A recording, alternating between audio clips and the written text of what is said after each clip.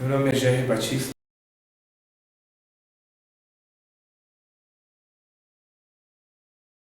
da Cunha, gosto artística Jair Batista, né? Tenho 30 anos de idade. Comecei a pintar em volta, ou final de 94 ou final de 95, eu não tenho isso documentado, mas foi quando eu fui comprar um pão para minha família na padaria. No meio desse caminho eu encontrei dois grafiteiros que estavam pintando, e aquilo para mim foi um grande choque. Aí, como eu já desenhava no colégio, já tinha um pouco desse movimento cultural no colégio, eu já mostrava meu trabalho para meus amigos. Eu pensei, pô, na rua eu posso mostrar para muito mais pessoas, né? Ter um público maior. E aí eu conheci os grafiteiros, conversei com eles, e aí comecei a pintar, foi mais ou menos por aí.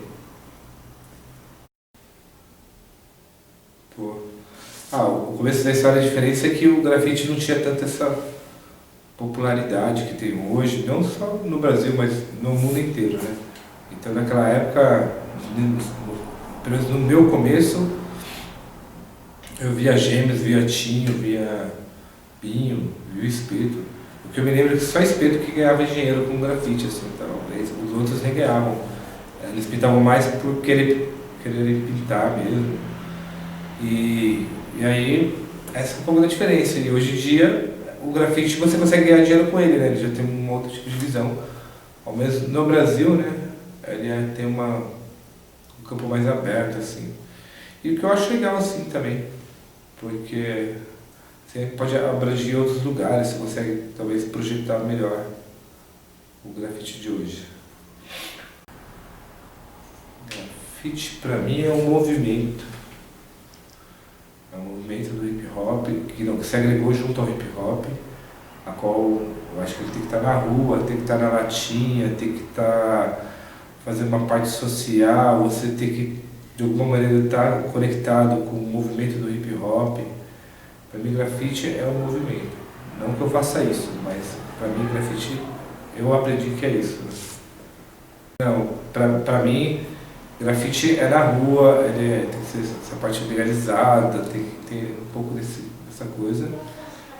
Quando ele entra numa galeria, ele já é visto como arte, né? Ele está ali para ser discutido como arte. Seja um trabalho artístico comercial, ou seja um trabalho artístico importante para a sociedade. Né? Eu não vejo como grafite, não. Não, não que não seja. Na rua é arte também, até muitas vezes da pura.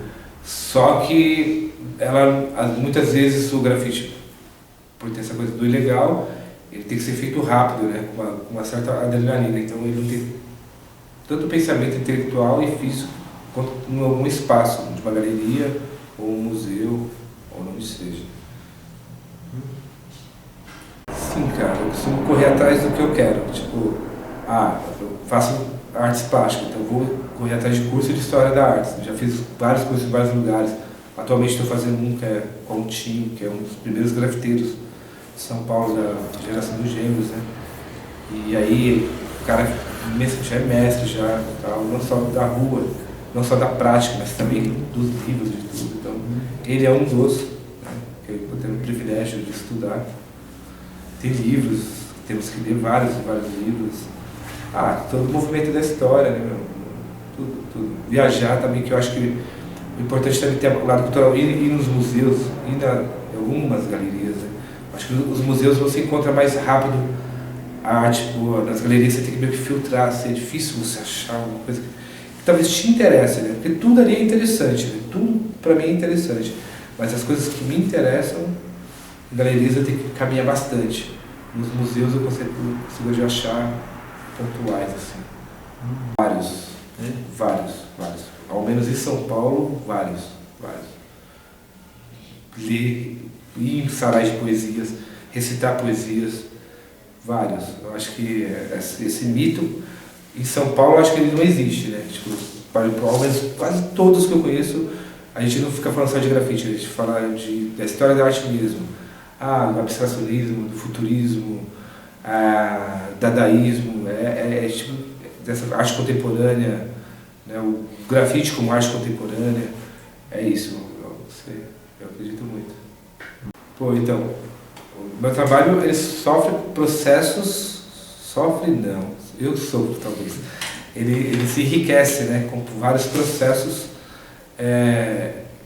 que vai agregando algumas coisas. A princípio, nos meus 10 primeiros anos, foi muita lata de spray, latex, pincel, essa coisa assim e tal. Muito rua, muito rua, muito rua. Não, tem que ser esse movimento do grafite e tal. Mas com o tempo de tanto repetir essas cenas, essas situações, a lata de spray em si, né, me matando, né, porque muitas latas de spray, né, então eu senti a necessidade de abranger mais as coisas, assim, não ficar só preso na tinta, até porque eu via coisas em outros lugares que eu falei, meu, se eu juntar com isso e aquilo, e aí foi onde eu comecei a juntar com alguns outros elementos, mas também comecei a parar de fazer parte desse movimento, né? Porque de alguma maneira esse movimento também não aceita isso, né? Então é como você tem que escolher lados, né? Então eu não posso ficar preso aqui porque eu não penso em 10 anos, eu penso em 40, 50 anos de carreira. Então eu tenho que pensar longe como que eu quero minha carreira, como eu quero minha vida lá pra frente. E a necessidade de evoluir mesmo, né? Não estar só satisfeito com a lata, com aquilo que tem. E aí a partir daí eu comecei a pegar objetos, pensar também em instalações, né, na rua. Tudo começa da rua para mim, né? Tipo, meu pensamento muitas vezes eu imagino na rua. Depois é que eu começo a transferir isso para um espaço, para pensar no espaço, né? Um site específico assim, uma ideia, criar uma arte para o lugar. Sim, eu sigo. Conceitualmente, eu tenho 2 caminhos a percorrer. Um eu chamo de séries humanos, que é a qual, quando eu comecei a pintar, eu fazer muita coisa sobre política, né? Mas não política governamental, né? A minha política, do que eu vejo em relação às coisas que essa política estadual e governamental não fazem, né? Então, aí eu faço essa parte que chama séries humanos. E aí depois de tanto fazer essa parte de seres humanos, de passar essa coisa de política, eu mesmo fui me adoecendo, assim, eu mesmo fui ficando triste comigo mesmo. Falei, caramba, meu, eu lembro que até a Tica uma vez, a grafiteira, né, perguntou pra mim assim, Jerry, você passava fome? Eu falei assim, não, Tica, por quê? Ela falou assim, meu, porque você pintou vários pratos na rua, uns ursinhos com pratos escrito fome. Por que você pintava isso se você não passava fome? Eu falei, não, é porque eu vi a situação e não gostava, eu não gosto. E então, mas com aquilo eu ficava meio doente porque aquilo me alimentava e me alimenta como inspiração, né? Aquilo seria minha inspiração para isso. Com um determinado tempo eu senti a necessidade de construir o oposto disso, né? Ter um lado que tivesse só o bem, para ter um equilíbrio. Aí é onde surgiu Cidade dos Índios, que é uma animação, que é uma história bem cabulosa, assim, porque eu tinha 22 anos de idade e eu reparei que todos os meus heróis, meio nesse conflito, meio nesse tempo mesmo com a Tica, que eu conheci ela, que ela falou, mas mesmo por essa idade aí. Ela, tipo, eu tinha uma ideia que todos os desenhos que eu assisti, primeiramente, nenhum foi brasileiro. Todos foram dos exteriores, aí eu me senti violentamente estrupado culturalmente, assim. Pra mim, eu falei, nossa, fizeram isso comigo. E aí eu falei, puta, eu sei que essa palavra é estranha, mas o sistema fez isso comigo. Caramba, eu cresci dentro dessa massa e eu não tive escolha, né? Era o que eu tinha. E aí isso me criou uma grande revolta, né? E a segunda é que, no meio desses desenhos que eu estava assistindo, eu vi esses super-heróis matando civis, porque eram inimigos deles, porque não viviam as mesmas ideologias. Né? Tipo, os Estados Unidos matando um chinês, um japonês, e era normal. Aí aquilo me deu um choque, nossa, e todos os desenhos que eu gosto resolvem com violência. Então eu falei, putz, meu, e agora? Aí eu fiquei nesse conflito, me deu um choque, aí nós tivemos a ideia de fazer, e tudo isso misturado junto com pintar seres humanos, né? Pintar essa coisa da política artística, não sei como dizer. E aí me veio a ideia, falei, eu quero fazer um desenho, primeiramente, que seja brasileiro, porque eu quero que meu filho assista, eu ainda não tenho meu filho, mas quando eu tiver, ele vai saber dessa história. E, primeiramente, que ele assista, que ele possa assistir um desenho brasileiro, que ele não seja estrupado culturalmente como eu fui, né?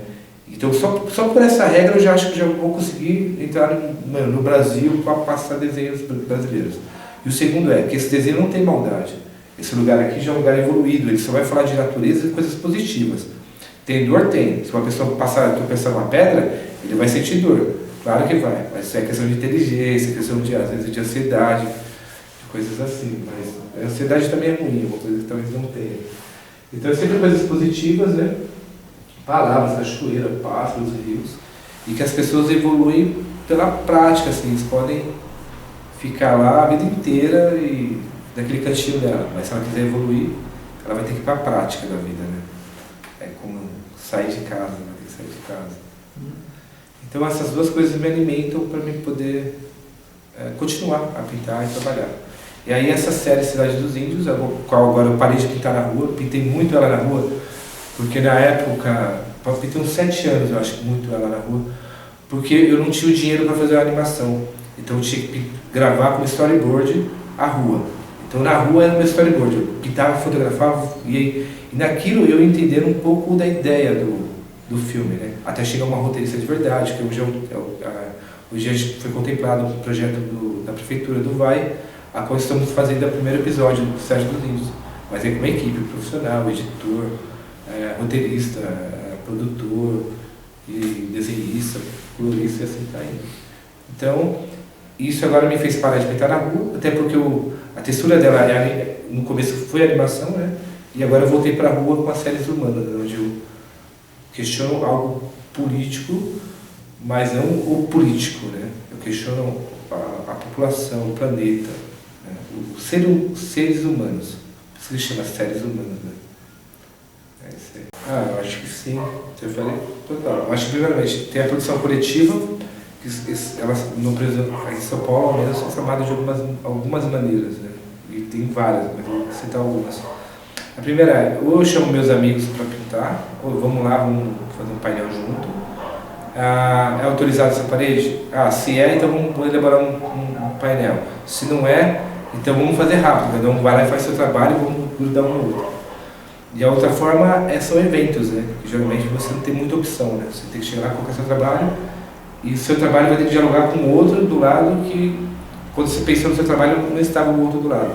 Mas só que é eventos, e a ideia do evento é exatamente esse, né? Agrupar. Né? E eu gosto de painéis coletivos quando são projetados, né? Para mim eles alcançam uma força maior ali. Ele tem mais consciência, né? Então muitas vezes sai uma merda, mas algumas vezes saem muito bons. Assim. Eu tenho experiência de fazer alguns painéis coletivos a qual não ficou um pintor aqui, outro pintor ali, ficou uma coisa só, né? Como se fosse um artista que tivesse pintado. Eu acho que esse é o grande clima do coletivo. Mas também já vi várias vezes trabalhos com uma pessoa, uma coisa, outra, também foi muito bom, assim. Esses universos de estilos, né? Cabem nesse lugar, assim. Me impressiona muito. O que eu queria esperar fosse um movimento eterno. Eterno é muita coisa, né? Mas se fosse um movimento grande, tal, já está sendo. O que eu queria esperar, acho que já está sendo, já está acontecendo e ainda não acabou. Mas todos os movimentos artísticos acabaram, a maioria com sua própria ideologia, né? O dadaísmo acabou, quem falou na vida inteira que negando a arte, então uma hora se negou até a si mesmo. A gente começou sendo legal e hoje em dia lá fora da rua está se morrendo de legal. Na Europa você não pode pintar na cidade, você tem que ir para os campos, você tem que pintar na floresta, que era onde eu queria pintar. No começo eu estava falando, né? Uma natureza às vezes você não tem um muro. Na Europa é assim, você está se perdendo na parte urbana.